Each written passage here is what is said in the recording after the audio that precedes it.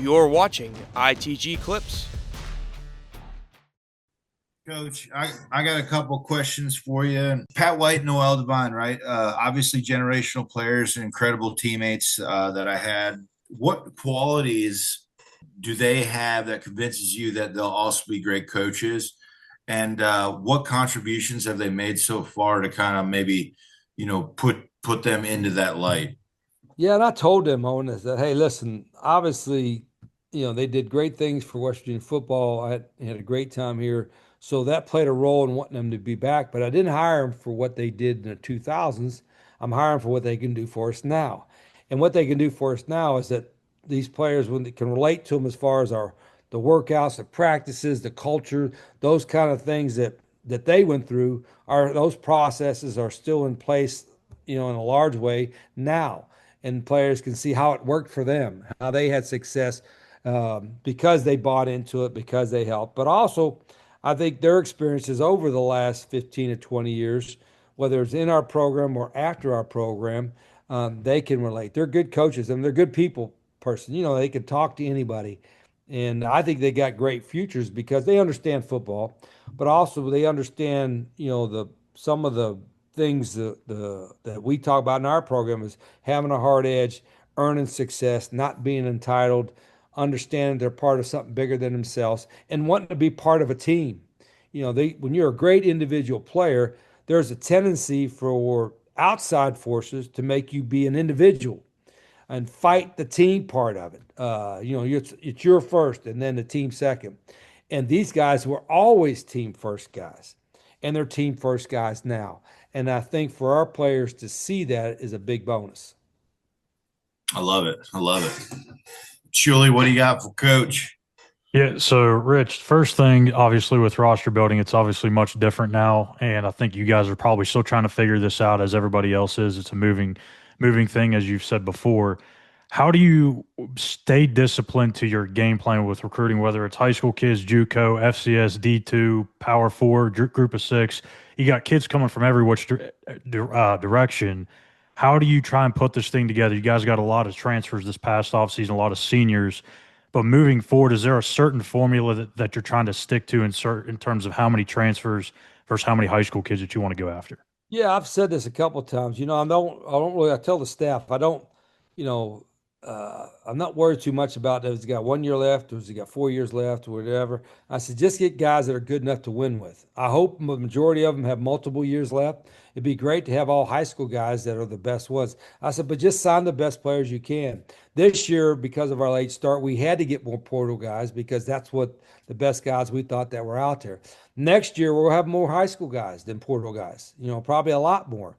Recruiting's going, we think, really well, and we're getting a lot of talented guys. But we're not, I tell recruits, I'm not guaranteeing they'll start the day they get on campus, but I don't recruit anybody to be backups. So if we're recruiting a guy, it's because we think he has an opportunity to contribute right away. So going forward, I think we'll be younger in our roster and hopefully build it up from there. This year we had to be older because of the transition time. And but what's non-negotiable is the culture. And I don't try to change.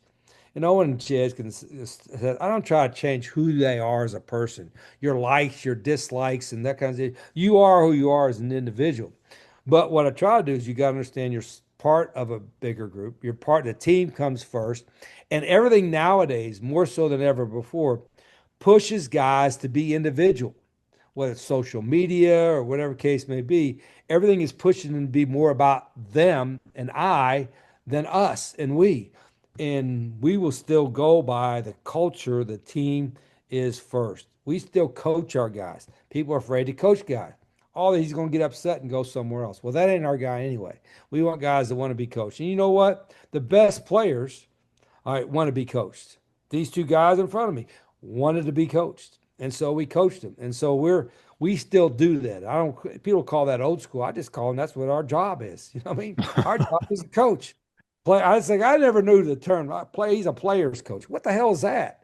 Players play, coaches coach, administrators administrate. And that's the way it should be, and that's the way we still do it. Just a couple of seconds here on the most important position that everybody talks about, and that's quarterback. You got some veteran guys in that room, Nico Markle, Jalen Henderson, Max Brown. what do you like about the makeup of that room right now? And also, too, with an FCS opponent, a group of 6 opponent coming up to start the year, is there any advantages to holding that starting announcement in the back pocket of yours as long as possible, because you don't have to necessarily give that away in the first week or so of August? No, there's no really gamesmanship going on with that, holding it back. I mean, first off, why would you let anybody know? But second off, I don't think there's a big deal one way or another, unless you got totally different types of quarterbacks that are coming in. For us, it's really an open competition. Nico's played some Hmm. uh, and been successful. Jalen's played some at this level, been successful. Max played some on this level. And we also have a couple young guys on the roster too that I think are competing for it. It is truly a wide open competition. The thing I feel good about is I think the talent is there to have a quality. I always think you can't win if the quarterback ain't pretty good. And you probably can't win if you don't have at least 2 quarterbacks that are pretty good. I think we're going to have more than 2. And if we have 3 guys that are good enough to win with, I'll play all 3. I don't subscribe to the theory that if you play 2, you must not have none. I hope I have 5. I might play all 5. There You you know, go. you know what I mean? We play all 5 in practice. People make a big deal out of it. Now, that being said, there's not a case where I ever want a guy, quarterback to or whoever, to go in there and be afraid to make a mistake. Oh, I make one mistake, I come out. Yeah. That's not going to be the case. You know what I mean? But there could be quarterbacks that this guy quarterback runs this play really good. This quarterback, this is 2 plays, 3 plays, he runs really good. And I'm not adverse to playing them in that regard. So I like our depth there. I like our competition there. And probably the competition will be ongoing throughout the summer. If somebody separates himself during training camp, that's great. Move on. But at least I feel comfortable that we have guys in that room that are going to be good enough to win with, and it's going to be a good situation. I'll say this, coach, quarterbacks in your system, we don't look over our shoulder. I remember a day against Castile and Shepherd. I threw 5 picks and you still didn't yank me. So I was still able to try and take care of my business and fix it. But talking about players, coach, look, I don't know what that means either, but Owen and I can assure everybody, whatever it is, it ain't you. Okay. Yeah, When they say that, when they say that, you're a different kind of coach because you're going to take us places we can't go on our own. Now, I want to ask you a comparison question, and then I'm going to follow up with a hard edge question. The comparison question, you were on staff in 1989 at West Virginia after Salem dropped football. We know the story. Major Harris was on that team in 1989. So you and maybe Kralav are the only 2 guys in the world that coached both Major Harris and Pat White. Yeah, but when I was around there, I was just like a volunteer outside linebacker assistant, coach the scout team offense guy. You know what I mean? Evasive. You were there every day. I didn't have shit to do with Major Harris. You know what I mean? He was such a talented guy. They just kind of like, here's the plays, and Major would make it happen. He was a really, really talented guy, and he was a hard worker practice. So again, I'm on the other side working a scout team offense, so I never, I had nothing to do with it. And again, I was teaching driver's ed one morning at North Marion. The hardest job in the world is a driver's ed teacher in Marion County, just because of the roads. But On 250. and I'd rush over here and help run the scout team and all that. So I wasn't really, part of any part of that deal. But I do remember Mage really worked hard at practice. He really did. He wasn't, he's a very, very talented guy, but he was a difference maker athletically, of course, and they used him in a lot of neat ways. So when it comes to the hard edge, people have asked me, well, how do you think over the years Rich has changed? If you talk about evolution, what's that look like? And Owen and I have had this discussion. It's almost as if I try and tell people, look, if you want to go 30 plus years ago to the early 90s when you were turning things around at Glenville, you didn't use those words. It was just, you didn't say hard edge, but you didn't have to. It was the way we went about our business with everything your football team did. You couldn't help but downstream end up with that hard edge. I mean, you were going to have it. And what you've done in the last 30 plus years is realize how central that is to the success you've had. And now you seem to, it was incidental before, but now you've kind of weaponized it. And that's a central part. You talk about people playing hard, kids playing hard, that unto itself being a skill that nobody else discusses. And that's what resonates with so many people. When I hear him talk about the things that you say, that's what it keeps coming back to. He actually talks about playing hard as a skill, and you use the words hard edge. Yeah, that's and you sum it up pretty pretty neat right there. But the truth is, this is why I tell everybody, and I've said this before. I said, we want the difference between now and 25 years ago. Well, 25 years ago, you said, "Guy, run through that wall." He'll run through the wall and not ask. Now they'll still do it, but they want to know why. And if you don't give them the right answer, they'll Google and say, "Well, that ain't what it says here in Google." You know what I mean? So they're smarter.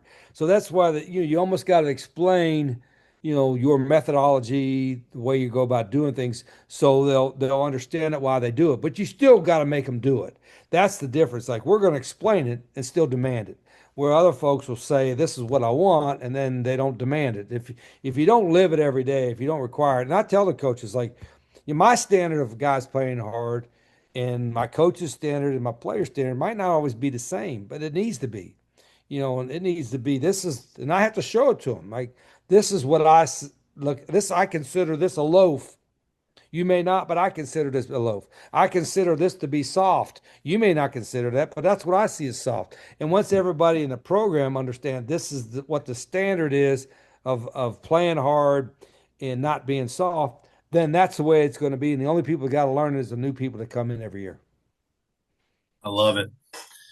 I love it. I would not have wanted to be for any other program but a hard edge program, coach. And I have one final question for you. And it's kind of based around your aura, I guess, but everything you do is very intentional as far as geared towards, being competitive, winning.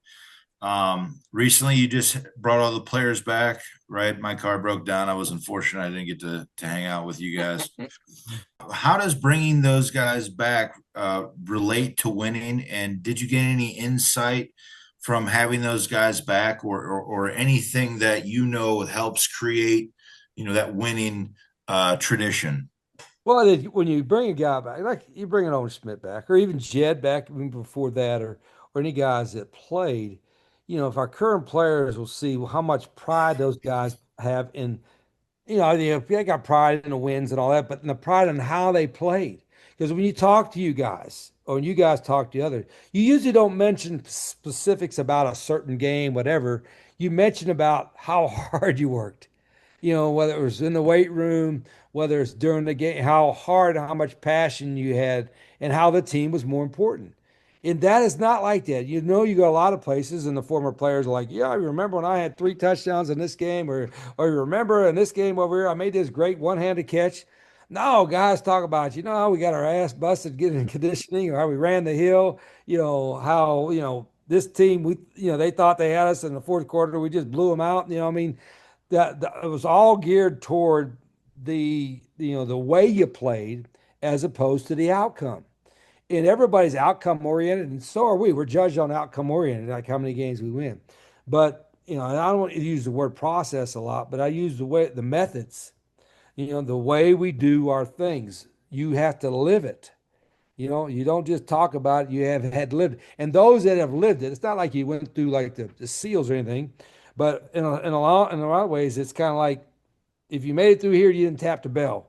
You didn't go ring the bell when the first sign of adversity goes. And I just had a staff meeting today. I said the same thing. If you coaches, young coaches, don't think that you're going to have some kind of adversity throughout your career and question everything being questioned about what you're doing, you're wrong. And I've had it. If I've had adversity, everybody's had adversity and all that. But I would be, if I just sat back there and said, "Oh, this they didn't treat us right, didn't treat me right, and here and there, and all this kind of stuff," and just went off, then I would have been a hypocrite telling my players they have a hard edge. So I think our guys, if they don't understand it, they will. That's the hardest process, is getting them to be ingrained in your mind. It's funny, like we do conditioning. And you guys know how I am about bending. You don't bend over. It shows a sign of weakness. And you don't need, and it doesn't help you. It hurts you from getting more oxygen, you know what I mean? So that'd be the first time workout we had running a couple weeks ago. There was a couple new guys bending over, and like had to get that corrected. Today I didn't see anybody bending over. So you can learn things, and I said a couple of things when they bent over. They was not their best friend. Go figure. It wasn't their best friend when they bent over. But now, today, I could be With their best shirts on top. They didn't bend over today. Imagine that. And they wound up recovering faster because they didn't. Yeah. Thank you for watching. Please like and subscribe to ITG Clips and In the Gun podcast for more WVU football content. Watch the whole podcast episode by clicking the link above or in the description.